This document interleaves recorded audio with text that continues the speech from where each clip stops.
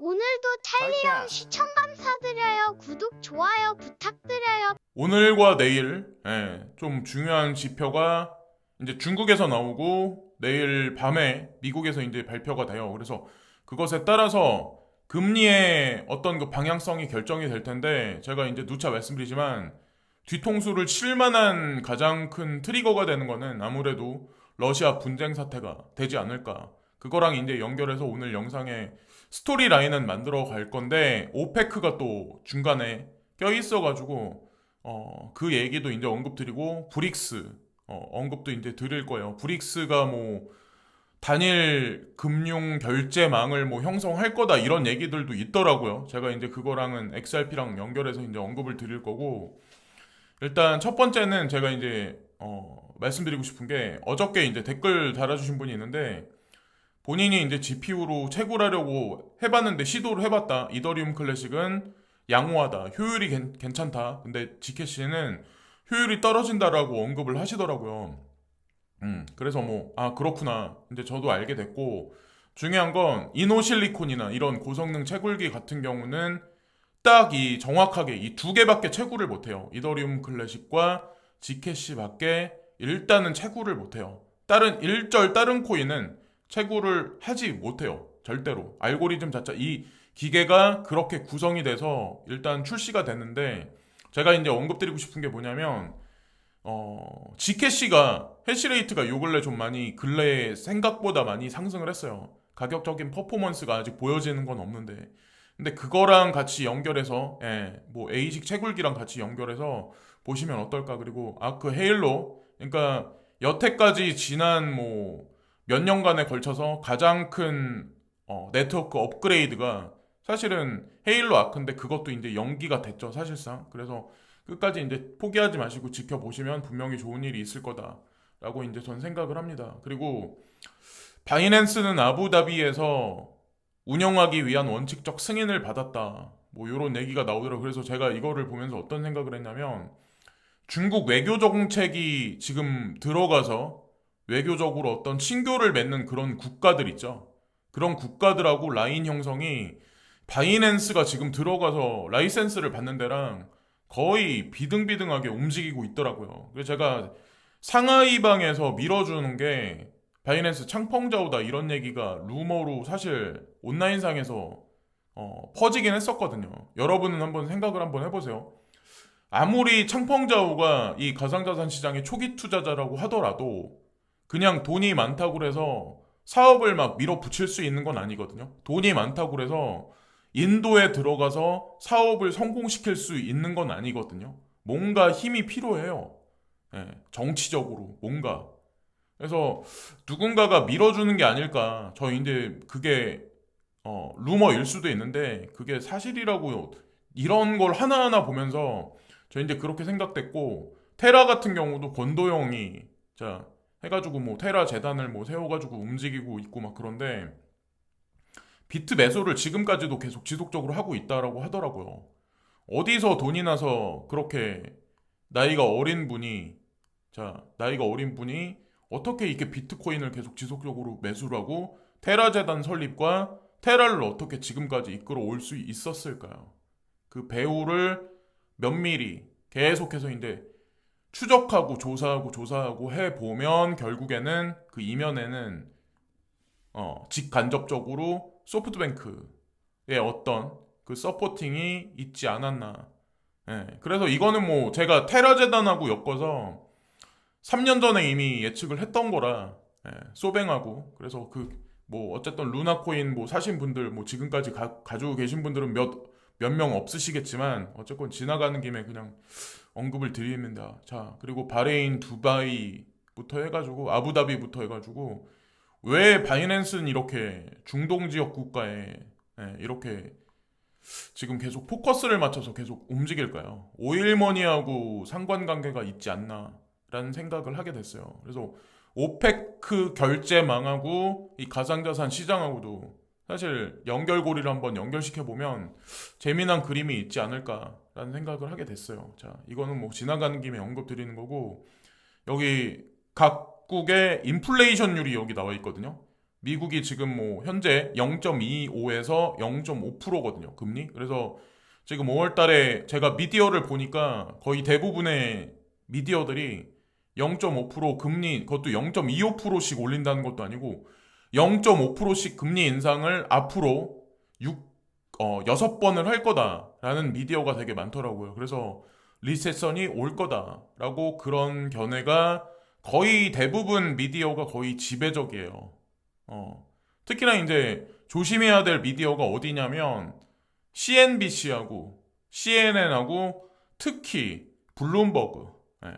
블룸버그가 강력하게 계속 그렇게 얘기를 하면 통수를 칠 가능성이 상당히 높아요.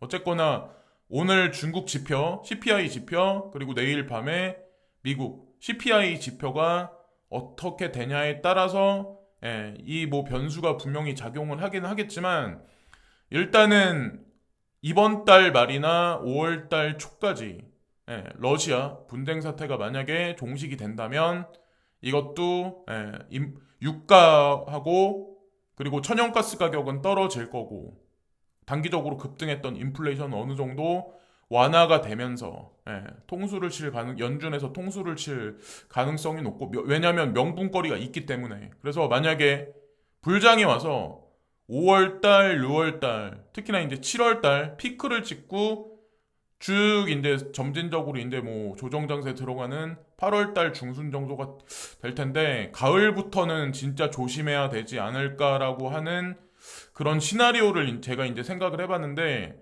쿼드 이번 회의에서 대만을 받아줘야 되냐 말아야 되냐 인도가 어떻게 결정하냐에 따라서 자 가을께에 중국이 대만에 어떤 스탠스를 취할지 돈바스 지역을 러시아가 이제 점령하고 하면서 귀속되면서 러시아 정부에 이제 귀속되면서 어느 정도 마무리가 되지 않을까라는 생각을 하고 이제 우려스럽지만 좀 터질 가능성이 높은 게 사실은 가을께부터 대만 문제. 근데 이거는 진짜 더 크게 리세션을 불러올 가능성도 좀 높다라고 생각을 하거든요. 그래서 가상자산 시장에 엄청난 충격이 오지 않을까. 지난 우크라이나 분쟁 사태가 터졌을 때보다 저는 이제 그렇게 생각을 해요. 그래서 지금 현재 러시아 금리는 점진적으로 내려가고 있는 현재 상황. 바로 지난번에 20%였는데 17%로 내려갔고 중국은 3.7에서 지준율 인하한다. 돈을 풀겠다라고 지금 언급을 지금 하고 있는데 코로나로 인해서 지금 전체 도시를 뭐 중요 도시를 폐쇄시켜 놓은 현재 상황이죠. 자, 그래서 그리고 미국 같은 경우 자, 0.5%라고 지금 현재 여기 나와 있는데 어떻게 될지 이제 지켜보시죠. 유로존은 0%에서 14일 날인가? 14일 날 금리 결정을 한다라고 하더라고요. 14일 날. 그래서 오늘이 11일이니까 며칠 남지도 않았죠. 자, 그렇게 보시면 되고 도지코인에 관해서 투자를 하셨는데 이제 물리시니까 이제 걱정되셔가지고 저한테 계속 물어보시는데 제가 주기적으로 반복해서 언급드리는데 도지코인은 망할 코인은 아니에요.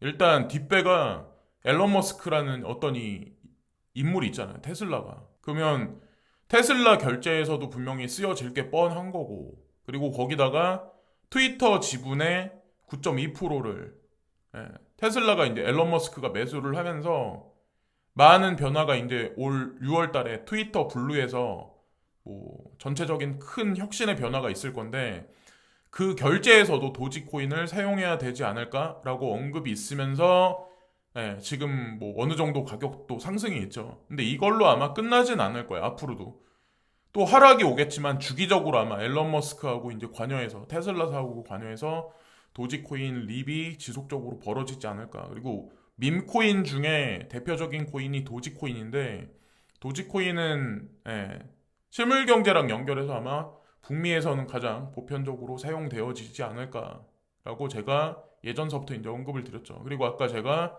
초반에 여기 브릭스 국가 언급을 드렸었는데 브릭스 국가들이 자체적으로 어떤 그 지불 결제하고 관련해서 자체적인 시스템을 구현을 할 거다.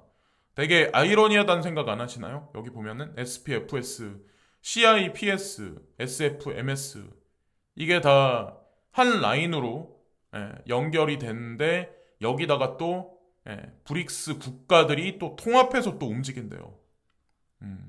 그러니까 이 망이 건설이 된다는 얘기는 여기서 달러는 배제된다는 얘기예요, 사실은. 그러면 브릭스 국가들조차도 스위프트를 자체적으로 배제시킬 가능성을 어느 정도는 생각을 해봐야 되지 않을까. 그래서 달러의 어떤 그 점유율이 전 세계 어떤 그 이 페이먼트 시장에서 스위프트가 차지하는 그 비중이 점진적으로 지금 와해되고 있는 현재 와중이다.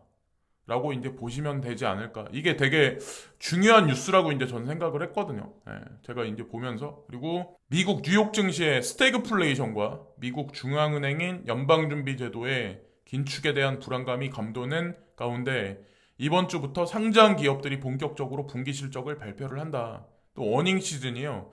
특히나 이제 금융 기업들 있죠. 뭐 JP모건이라든가 뭐 이런 데들. 그래서 금리 인상의 어떤 그 트렌드가 어느 정도 작용을 하면 금융주들이 아마 뭐 반등이 있겠죠. 그런 주식들. 근데 한국을 비롯해서 유럽 중앙은행과 14일 날 금리가 발표가 돼요. 캐나다 등 주요 중앙은행이 기준금리를 결정하고 미국에선 소매 관련 지표 내일 밤에 발표가 될 거고 중국에서는 오늘 오전 중에 10시 반에 무역지수가 공개가 된다. 그래서 날짜적인 관점은 10시 반에 중국 생산자 물가지수 PPI가 발표되고 중국 소비자 물가지수 CPI 다 중요하죠.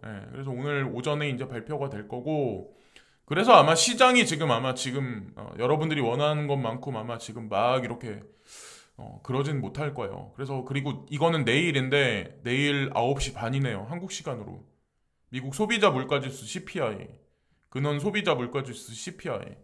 여기에 따라서 향후 장세 변화가 극명하게 아마 갈리겠죠. 내일 밤에. 그리고 어쨌건 저는 이런 거보다 더 중요하게 생각하는 게 저는 러시아 이 분쟁 사태이기 때문에 자 이거를 더 예의주시해서 봐야 되지 않을까. 그리고 지금 흔들리시는 분들이 되게 많아요. 근데 이게 어떤 차이냐면 저는 원래 ENTJ라고 그래가지고 그 특성이 있어요. 전형적인 ENTJ예요. NTJ. 그래서 제가 이거를 예전에 5년 전에 이 글을 썼거든요. 제가 보는 그냥 미래 어떤 그런 거에 관해서. 근데 이때만 해도 페이스북이 무슨 가상자산 시장하고 무슨 관련이 있어? 채굴하고 비트코인 마이닝하고 무슨 상관이 있어? 그리고 VR 기기가 이때까지만 해도 사실 뭐 그렇게 얘기가 많이 나오진 않았었을 때거든요. 근데 제가 그거를 조합을 해가지고 그림을 짜맞춰 보니까 레디 플레이 원인가? 그 영화가 그냥 현실이 될 것 같다는 생각을 했었거든요. 그래서 사실은 가상자산 시장에 좀 더 확신을 많이 갖게 됐었어요. 제가 그냥 상상을 하기에 아 진짜 이렇게 되겠구나. 근데 아니나 다를까 현재 그렇게 진행되고 있어요. 페이스북에서도 자체적으로 가상자산 특히나 이제 스테이블 코인을 필두로 해서 거기에 가상자산이 하나 둘씩 이제 들어가기 시작을 할 거고 지금 페이스북에서 움직이고 있는 호라이즌 그 가상현실 내에서 지금 아직 뭐 상업활동, 이커머스나 이런 것들이 동작은 안 하지만 그 내에서 아마 결제가 이런 가상자산이 진행되지 않을까. 이런 걸로 이제 결제가 진행되지 않을까. 사람들 간에 뭐 서로 주고받는 어떤 아이템의 거래도 이런 가상자산이 되지 않을까. 근데 저는 이때서부터 이 5년 전인데 이때서부터 지금까지 흔들린 적이 없거든요. 그게 뭐 성격일 수도 있지만 제가 그래서 이거를 꺼낸 이유가 이 언급을 하는 이유가 제가 5년 전에 이런 거 예측했으니까 넌 비트코인 시장에 더 빨리 들어왔으니까 이걸 잘난 체 하려고 하는 게 아니라 2% 안에 들어가자. 끝까지 끌고 가자는 의미에 저는 이게 언급을 드리는 거예요. 지금 보세요. 내가 확신이 있어서 코인을 사도 일단 가격이 내가 원하는 것만큼 빠르게 상승을 안 하면 대중은 흔들릴 수밖에 없어요. 거기다가 악재 뉴스가 터져요. 거기다가 악재 뉴스가 터지고 가격에 흔들리는데 와가지고 내 주변 사람들이 유튜브 하는 사람들이 개인 견해를 막 펴. 그래서 이 코인은 안 돼. 이 코인은 그래서 안 돼. 그러면 결국에는 흔들릴 수밖에 없어요. 그래서 결국 98%의 대부분의 대중들은 탈락할 수밖에 없다. 큰 돈을 못 번다. 예. 이거 제가 딱 그냥 비꼬자는 의미에서 항상 말씀드리는 게 아니라 이게 정답이에요. 2% 안에 절대 못 들어요. 하루에도 수십 번씩 가격 보시는 분들, 그리고 이런 가격에 악재 뉴스에 흔들흔들거리는 사람들, 자, 사람들 보세요. 제가 이제 한 가지 실예만 보여드릴게요. 비트코인. 자, 비트코인 지금 가격대까지 올 때까지 가격적인 측면도 그렇고 거래소 해킹 사태가 터졌다는 뉴스 한번 여러분들이 한번 지난 5, 6년간 한번 찾아보세요. 몇 개나 되나. 아마 수백 개도 더 있을걸요. 이더리움은 지금 가격까지 올 때까지 이런 난관이 없었을 것 같으세요. 가격적인 것도 그렇고 악재 뉴스, 해킹 뉴스부터 해가지고 별의 별 뉴스가 다 있었어요. 근데 지금까지 이런 가상자산에 투자해가지고 버틴 사람이 과연 몇이나 되냐는 거죠. 근데 지금은 가격이 비트와 이더는 받쳐주니까 사람들은 와 하고 이제 비트 이더만 살아남는다라고 언급을 하죠. 대표적인 사례가 이더리움 클래식인데 3번의 해킹이 당하면서 이 코인을 망할 거야, 사라질 거야. 거기다가 가격도 폭락했어. 그럼 이 코인을 뭐하러 들고 있을까요? 근데 베리 실버트는 이 코인을 왜 이렇게 많이 들고 있을까요? 전체 유통량 중에 거의 11% 가까이 들고 있는데 기준을 어디다 맞춰야 될까요? 개인의 쓰잘데기 없는 뇌피셜을 피는 견해에 거기다 기준을 맞춰야 될까요? 베리 실버트가 언급하는 거에 기준을 맞춰야 될까요? 자, 지캐시 호라이즌도 마찬가지야. 사라진다는 얘기 되게 많이 했었어요. 예전에. 과거 이제 보시면. 저는 웃기지도 않아요. 저는 그때도 이제 일관되게 밀어붙였어요. 미래 가상자산이 보편화되면 가장 부각될 코인이 호라이즌이나 지캐시 이런 익명성이다. 근데 아직까지 시세가 펌핑이 못하니까 여기서 이제 떨궈져 나가는 사람이 되게 많을 텐데 이게 루나만큼 그렇게 퍼포먼스를 보여줄지 그거는 아무도 몰라요. 근데 코인 투자를 하다 보면 아시겠지만 그것도 자기 복이에요. 사람마다 저는 그 팔자라는 게 있다라고 저는 생각을 하거든요. 사람마다 처음부터 태어나서 노력을 해서 바뀌는 것도 있는데 돈그릇이라는 게 원래 자기가 가지고 태어난 그게 있어요. 근데 아무리 노력해도 죽을 때까지 안 되는 사람들도 있고 조금만 노력해도 잘 되는 사람들 있잖아요. 왜? 흑수저임에도 불구하고 그게 사실은 운이 되게 많이 작용을 한다고 그러는데 운이 없으면 인내력이라도 있어야지. 인내력이라도 있어야지. 그리고 2% 안에 끝까지 들자라고 해서 저는 이제 오늘도 이제 지나가는 김에 그냥 언급을 드릴게요. 그래서 이 글이 진짜 아무것도 아닌 것 같지만 사실 뭐 이거를 스티밋에서 찾아보셔가지고 보시면은 이 사람은 어떤 생각을 하고 있었구나. 그래서 지금 중국과 대만의 어떤 그런 것도 아마 제 얘기가 맞아 떨어질걸요. 올 가을이 아니면 그게 만약에 넘어가면 내년이 될 수도 있는 거고 그렇긴 하겠지만 어쨌든 큰 맥락에서는 다음 아마 분쟁의 핵심 요소가 되는 거는 아마 거기가 될 가능성이 상당히 높아요. 그러니까 미국에 있는데 어떻게 대만을 이라고 아마 많은 사람들이 아마 그렇게 언급들을 아마 할 거예요. 그러나 지켜보세요. 어떻게 이제 어떤 일이 흘러가는지. 이번에 우크라이나 분쟁 사태로 인해서 자 여기도 보시면은 어떤 일이 지금 발생되고 있나요? 오페크와 자 오일머니가 중심에 서 있는 오페크가 달러 체제를 서서히 버리기 시작했죠. 그리고 자원을 중심으로 뭉쳐진 브릭스 신흥국들이 이렇게 뭉쳐지기 시작을 했죠. 자, 오일머니와 천연자원이 뭉쳐진 이 두 개의 그룹이 이런 식으로 움직인다. 그러면 더 이상 여기다 대고 할 얘기가 뭐가 있을까요? 달러에 관한 미래에 관해서 이미 결론은 난 거예요. 예전에 2018년에는 뭐 제가 이런 거를 언급하면 별의 별 얘기가 다 있었어요. 뭐 말 같지도 않은 얘기 한다. 근데 오늘 여기까지 이제 언급을 드리면서 2% 안에 끝까지 들자라고 이제 마지막까지 주장하면서 오늘 영상도 마치겠습니다.